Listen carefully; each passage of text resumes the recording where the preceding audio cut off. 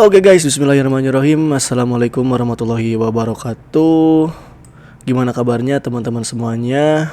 Sobat trader dimanapun berada, tentunya saya doakan semoga sehat selalu, lancar selalu, juga dimudahkan selalu dalam segala urusan dan aktivitasnya tentunya, amin. Dan seperti biasa ya, di video kita pembahasan di hari Sabtu ya, di hari weekend tentunya, market libur. Dan seperti biasa, saya akan buatkan video untuk analisa XAUUSD buat outlook di minggu depan ya tentunya. Dan hari ini bertepatan tanggal pembuatan videonya di tanggal 7 Maret ya, hari Sabtu 2026 tentunya. Dan kita akan analisakan outlooknya buat minggu depan, berarti tanggal Senin ya, hari Senin, tanggal Sunday, Monday, jam tanggal 9 ya. Ya, tanggal 9 sampai tanggal 13 buat minggu depan ya. Periode tanggal 9 sampai tanggal 13 buat minggu depan ya. Maret tentunya, bulan Maret. Oke. Langsung saja teman-teman ya, tanpa basa-basi di sini kita langsung ke grafiknya. Dan untuk di XAUUSD tentunya kemarin kita sudah menghadapi minggu NAP gitu ya. Hasil NAP sangat-sangat mengejutkan sekali ya, yang dimana tentunya sangat-sangat drop sekali ya, bahkan mungkin sampai ke minus ya teman-teman ya. NAP minggu kemarin tuh hasil rilisnya ya sampai ke minus. Cuman ini saya rasa akan ada potensi terjadinya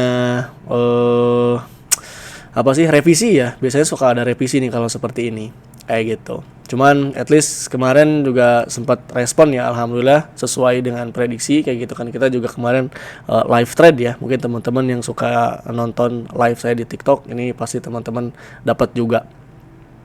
Nah, lalu untuk XAUUSD di sini ya, secara teknikal tentunya kalau misalkan di time frame H1 dulu deh ya, kita ke time frame H1 dulu ya. Kita akan breakdown dulu structure marketnya, yaitu mulai dari sini ya teman-teman ya. Minggu kemarin sempat dia break of structure di sini kan, kayak gitu. Nah ini dia break of structure di sini, ini valid ya break of structure-nya. Lalu harga dia ngambil inducementnya sebelumnya di sini ya. Karena kalau SMC itu kan harus ada inducement baru dia valid break of structure, dan boom dia tembus low validnya di sini. Artinya ini menjadi change of character kayak gitu. Nah, arah biasnya ya. Arah bias sebenarnya menjadi di H1 itu arah biasa malah jadi change of character, berarti artinya turun ya kayak gitu secara arah bias di time frame H1. Nah, tapi dengan range gitu ya, dengan range berarti untuk range bawahnya di sini ya, ini batas bawahnya dan ini batas atasnya. Jadi kalau misalnya kita tarik Fibonacci, nah penarikannya tentunya dari sini ya, dari atas sini, dari high-nya ke low-nya di sini. Nah, nanti dapat zona optimal trade entry-nya kayak gitu. Optimal trade entry apa? Untuk sell kalau misalnya memang based on structure market H1 ya. Nah, disinilah jadi zona optimal trade entry-nya. Di sini menjadi zona optimal trade entry-nya ya. Nah, ini zona optimal trade entry. Dan ternyata kebetulan banget di sini bertepatan juga adanya order block nih. Nah, ini cukup bagus ya, cukup lumayan rekomendasi banget nih kalau misalnya kita ngambil sell di sini. Cuman tetap sih kalau misalnya untuk rekomendasi ambil sell juga jangan terlalu panjang-panjang ya. Karena kalau misalnya saya ngelihat di sini memang kelihatannya ini masih sideways sih, kayak gitu ya. Masih sideways dengan range antara range ini high-nya di sini ya. Ini high-nya gitu kan, dan ini low-nya di sini. Nah, ini nih menjadi kunci ya, titik-titik kunci jika harga dia mau bergerak keluar kayak gitu, dan dari sideways-nya ini kayak gitu. Nah, ini ya, jadi range untuk minggu depan itu antara 5.420 sampai angka 4990-an kayak gitu. Nah, disinilah ini range-nya ya. Itu jadi jika harga dia keluar dari salah satu batas atas atau batas bawahnya ini gitu kan, kita bisa melanjutkan lagi kayak gitu kan, entah melanjutkan penurunan jika tembus 4990-an gitu ya, atau bahkan melanjutkan kenaikan jika tembus di 5420 kayak gitu, atau di batas atasnya. Selama dia belum keluar di sini, ini pasti dia bolak-balik doang kayak gitu kan ya. Mungkin hari Senin mungkin ya, tidak menutup kemungkinan masih ada terjadi kenaikan gitu kan, lalu dia nyentuh ke sini dan dia bisa mantul lagi. Nah, lalu di sini nanti ada bikin apa namanya skenario baru mungkinnya dari segi teknikalnya atau dari fundamentalnya gitu kan, kita nggak tahu seperti apa. Masih bisa dua arah tentunya ya. Kalau misalkan kita gambarkan ya based on chart pattern, ini ada potensi juga dia jadi Quasimodo level, bisa ya, tidak untuk kemungkinan dia bisa jadi QM Quasimodo level di sini. Ini jadi apa namanya headnya, sorry bukan headnya tapi shouldersnya ya, atau bahunya bahu pertama, atau jadi udah jelas jadi headnya, tadi nanti akan jadi bahu kedua kayak gitu. Nah jika tembus, tentunya ini harus tembus ya, ini harus tembus 4995, jadi dia harus tembus 4995 dulu, baru dia bisa ngejar ke batas atasnya di sini, batas bawah sorry ya, batas bawah atau supportnya di sini kayak gitu. Nah setidaknya ya ini kan jadi kakinya ya, yang jadi kakinya nanti di sini nih kayak gitu. Nah ini seperti ini bisa juga, atau malah bisa sebaliknya ya. Kalau misalkan ini nanti malah dia tembus kayak gitu kan, bisa saja bisa saja seperti ini juga, dia naik gitu kan, turun terus naik lagi, turun lagi, misalkan naik lagi malah ini jebol high-nya di sini kayak gitu. Bahkan bisa jadi ATH lagi, mungkin bisa ke 5.600-an lagi ya jika tembus 5420 tembus. Nah itulah di sana bisa menjadi potensi terjadinya kembali ya kenaikan lagi kayak gitu. Tapi kalau misalkan, kalau misalnya kita breakdownnya di time frame H4, memang di time frame H4 ini arah biasnya tentunya masih bullish ya. Kalau misalnya kita lihat arah biasnya masih bullish. Apalagi kalau misalkan di time frame D1 ini lebih gede lagi ya range-nya gitu kan, antara batas atasnya di ATH tentunya gitu kan, batas bawah di sini. Cuman ini terlalu bisa dikatakan terlalu lebar lah ya. Jadi kita karena setupnya juga tradingnya intraday gitu ya, jadi lebih ke fokus ke batas atas batas bawah yang ini aja nih kayak gitu untuk sementara saat ini gitu ya. Jadi untuk arah biasa sebenarnya apa ya, lebih dominan bullish ya, sebenarnya lebih dominan bullish untuk structure market arah besarnya. Cuman kalau misalkan buat intraday atau buat scalpingan sih masih cocok ya kita ngambil momentum buy-nya maupun sell-nya. Even meskipun lagi ini ya, lagi konflik kayak gitu kan. Oh iya, untuk up to date untuk konfliknya sendiri kayak gitu ya, untuk geopolitiknya saya juga udah searching ya, research menggunakan AI kayak gitu, tapi nggak apa-apa, itu setidaknya kita bisa membantu ya perkembangan dari segi konflik Amerika Israel versus Iran di saat ini gitu ya. Nah ini mungkin beberapa sumbernya ya. Konflik bersenjata antara Amerika Serikat sama Israel melawan Iran per hari ini Sabtu 7 Maret masih terus berlanjut dan semakin intensif kayak gitu ya. Memasuki hari ke-8 sejak serangan udara besar-besaran dimulai pada 28 Februari, belum ada tanda-tanda mereda dengan kedua belah pihak terus saling serang kayak gitu. Nah, jadi artinya secara poinnya untuk konflik Amerika Serikat Israel terhadap melawan Iran gitu kan masih terus berlanjut dan semakin intensif. Artinya belum ada perkembangan, mungkin belum ada perkembangan dari segi negosiasi atau apapun itulah, atau gencatan senjata dan lain sebagainya, belum ada ya Bapak Ibu kayak gitu. Nah kurang lebih seperti ini ya. Dan sorry mungkin buat teman-teman yang di TikTok ini saya nggak bisa baca-baca komen ya, karena ini saya cuma buat bikin rekaman aja. Jadi seperti biasa tentunya nanti saya akan upload di YouTube ya kayak gitu, dan mungkin nanti akan di-upload juga di TikTok kayak gitu. Nah kurang lebih seperti ini. Jadi secara arah bias dia masih dua arah ya, tapi secara dominannya mungkin memang masih bullish lah kayak gitu. 60% ya, 60% masih bullish kayak gitu. Nah saya sih kalau misalnya buat minggu depan belum kelihatan ya antara dia keluar atas atau keluar bawah kayak gitu. Jadi masih ada potensi juga ya, hati-hati, masih bisa potensi keluar ke di bawah low-nya di sini kayak gitu. Jadi hati-hati aja, harap hati-hati. Jadi saran saya kalau misalnya buat manfaatin momentum minggu depan ya, saran saya sih untuk TP-nya jangan panjang-panjang ya kayak gitu. Jadi belum bisa kita hold on panjang-panjang. Baik itu mau kita ambil buy-nya ya, untuk buy-nya juga kurang bagus gitu ya. Belum rekomendasi kalau misalnya untuk kita ambil buy secara besar ya, atau targeting banyak atau panjang kayak gitu. Nah lalu untuk level-level entry buat minggu depan di harga berapa nih khususnya gitu ya, buat di hari Seninnya mungkin kayak gitu. Ada beberapa level yang cukup menarik bagi saya gitu ya. Yang pertama tentunya di H4 ya. Di H4 ini di H4 H4 D1 dulu deh. D1 di sini ada ini ya, ada BPR di D1. Nah, ini juga saya curiga dia bisa mantul di sini nih di BPR D1 nih, teman-teman. Ada potensi ya, ada potensi dia bisa berpotensi terjadi pantulan di BPR di time frame D1 kayak gitu. Nah, coba kita breakdown lagi. Ini BPR-nya di time frame D1 kan gede ya, range-nya gede. Oke, berarti dia juga sudah ngambil liquidity, artinya masih ada potensi buat naik juga ya, buat ngejar minimal BPR-nya di time frame D1 di sini. Kayak gitu. Terus ini terlalu lebar ya, range-nya terlalu lebar, tapi setidaknya kita bisa tahu ya di mana di zona BPR-nya di time frame D1. Nah, sebenarnya kalau misalnya untuk level entry yang cukup rekomendasi sih di sini ya, kalau menurut saya ini lebih low risk kayak gitu kan. Ini lebih low risk, kita bisa ambil pantulan untuk momentum sell-nya. Nah, di zona order block H1 di sini Bapak Ibu. Masih fresh ya. Ini masih fresh dan sangat-sangat rekomendasi banget untuk kita bisa ambil momentum sell-nya di zona ini Bapak Ibu. Teman-teman sobat trader ya. Bisa teman-teman tandain aja order blocknya di time frame H1 ya, di time frame H1. Ini juga bertepatan dengan zona optimal trade entry tadi ya, kalau misalnya kita tarik Fibonacci-nya. Tuh ya, betul. Ini bertepatan juga order blocknya di zona optimal trade entry-nya. Jadi cukup rekomendasi ya, kita bisa ambil momentum sell-nya di zona order block ini. Kayak gitu. Jadi kita tunggu aja nanti mungkin harga dia masuk ke zona order block ini. Kayak gitu kan, baru kita ambil sell.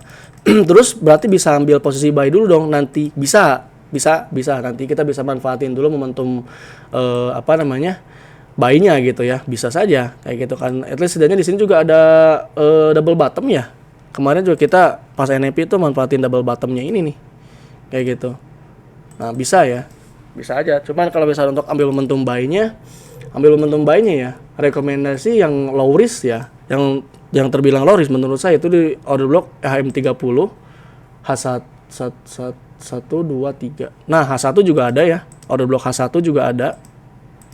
Jadi buat hari Seninnya gitu kan. Ini buat setup intraday-nya hari Senin, order block buy di sini cukup bagus nih di time frame H1 juga ya, sama. Di harga berapa tuh? Di harga 5.100-an lagi ya. 5.100 kita bisa ambil buy lagi di sana. Seperti biasa tentunya untuk buy-nya saran saya sih jangan hold panjang ya, hold panjang. Jadi karena memang kurang rekomendasi. Atau di time frame M15 juga di sini ada order block ya. Cukup bagus juga. Nah, di sini M15. Berarti di kisaran berapa nih zonanya?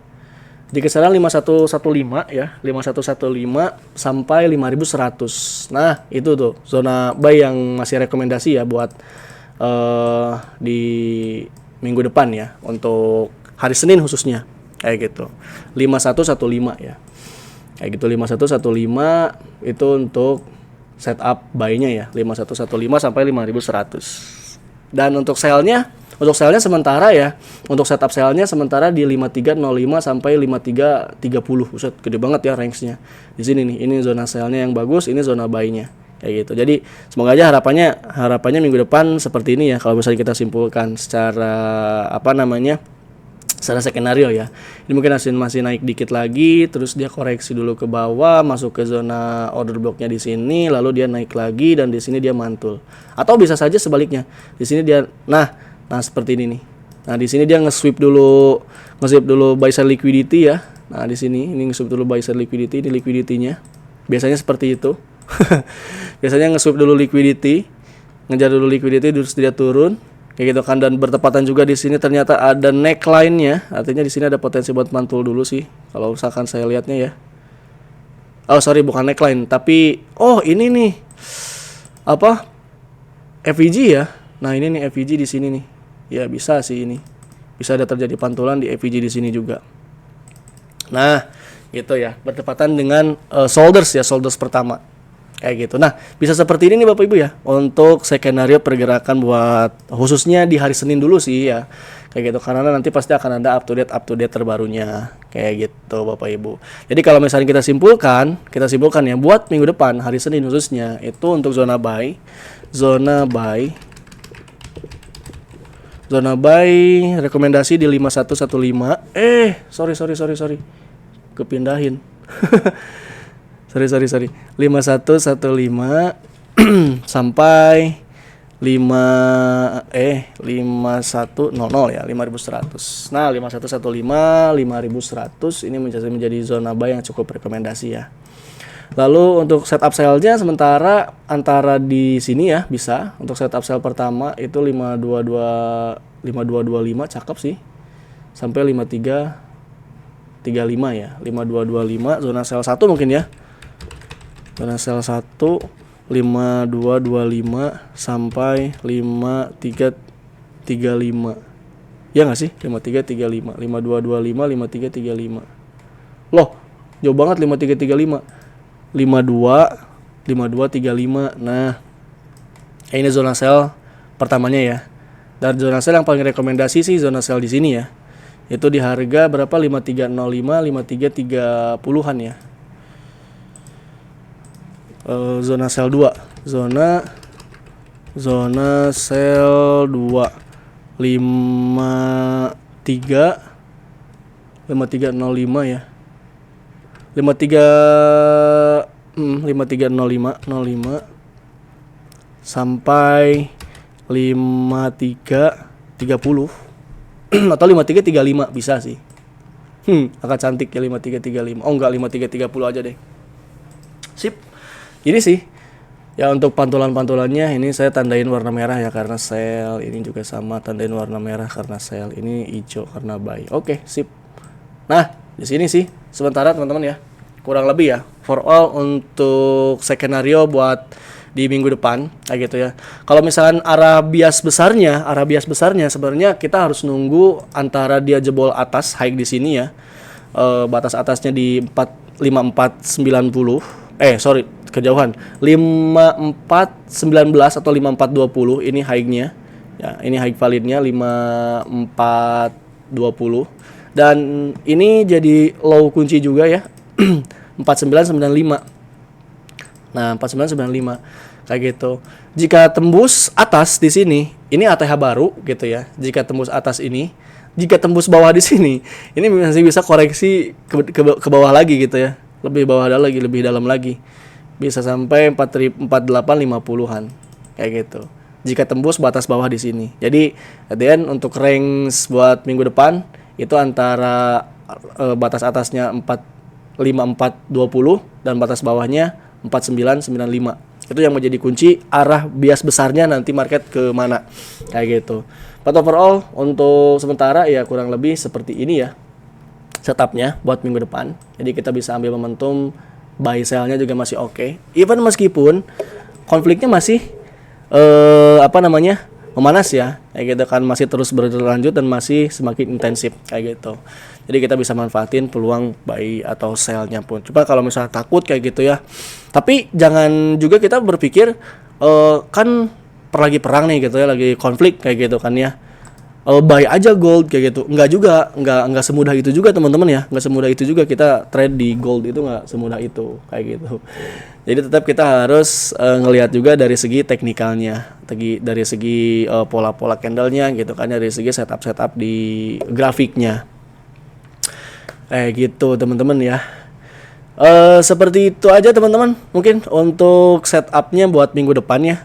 Dan punten pisan teman-teman yang ada di TikTok ya, saya tidak buka tanya jawab kayak gitu kan. Paling nanti aja di komentar ya, di kolom komentar kayak gitu kan. Soalnya ini saya akan upload untuk live ini atau video pembahasan ini. Jadi Bapak Ibu bisa nanti nonton ulang juga ya untuk secara pembahasan lebih lanjutnya lagi, biar nanti bisa tanya jawab juga di kolom komentar teman-teman. Ini juga saya akan update di YouTube ya. Kayak gitu. Jadi sekalian deh saya sambil live juga di TikTok kayak gitu.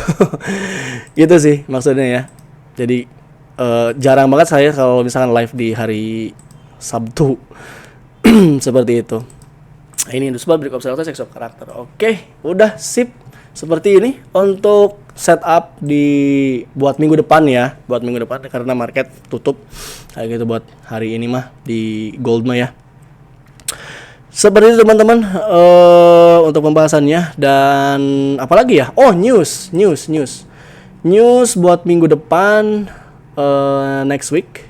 News buat minggu depan itu hari Senin nggak ada, Selasa nggak ada, Rabu. Nah, paling hari Rabu ada CPI ya. Hari Rabu ada CPI. Ini sangat-sangat penting juga ya, CPI, yang dimana tentunya akan mempengaruhi terhadap kebijakan The Fed. Kayak gitu. Hari Rabu ya, minggu depan. Lalu ada unemployment claim seperti biasa di hari Kamis, dan ada PCE Price Index dan GDP. Wow. GDP di hari Jumatnya ya, GDP dan Job Opening. Wah, luar biasa. Minggu depan pun tidak kalah menarik ya. Banyak news juga yang akan terjadi di minggu depan, Bapak Ibu. Oke, paling itu aja ya Bapak Ibu, teman-teman semuanya, sobat trader ya. Terima kasih yang udah nyimak, teman-teman yang di live di TikTok kayak gitu kan. Mohon maaf sekali lagi saya nggak bisa baca-baca komen ya. Karena juga ini mau prepare juga buka puasa ya teman-teman. Paling nanti aja di kolom komentar ya, ini saya akan upload tentunya videonya. Nanti teman-teman bisa tonton ulang lagi. Jadi buat teman-teman bisa tanya-tanya juga di kolom komentar di video yang akan nanti saya upload video ini. Seperti itu Bapak Ibu, sekali lagi terima kasih banyak. Sampai jumpa lagi di live berikutnya, di video-video berikutnya. Semoga apa yang sudah saya sampaikan di sini bisa membantu dan bermanfaat. Dan mohon maaf tentunya apabila ada kesalahan dan kekurangan. Dan sekali lagi di sini saya bukan untuk ajang hebat-hebatan, juga bukan ajang senggol-senggolan, juga di sini saya bukan untuk ajang menggurui, tapi di sini saya hanya berbagi ilmu dan perspektif analisa pandangan saya pribadi tentunya. Maka dari itu tentunya saya disclaimer, trading at your own risk. Analisa bersifat prediktif, tidak sepenuhnya 100% selalu akurat. Kayak gitu Bapak Ibu ya. Sekali lagi terima kasih banyak. Sampai jumpa lagi di video-video berikutnya. Wassalamualaikum warahmatullahi wabarakatuh. Dadah guys.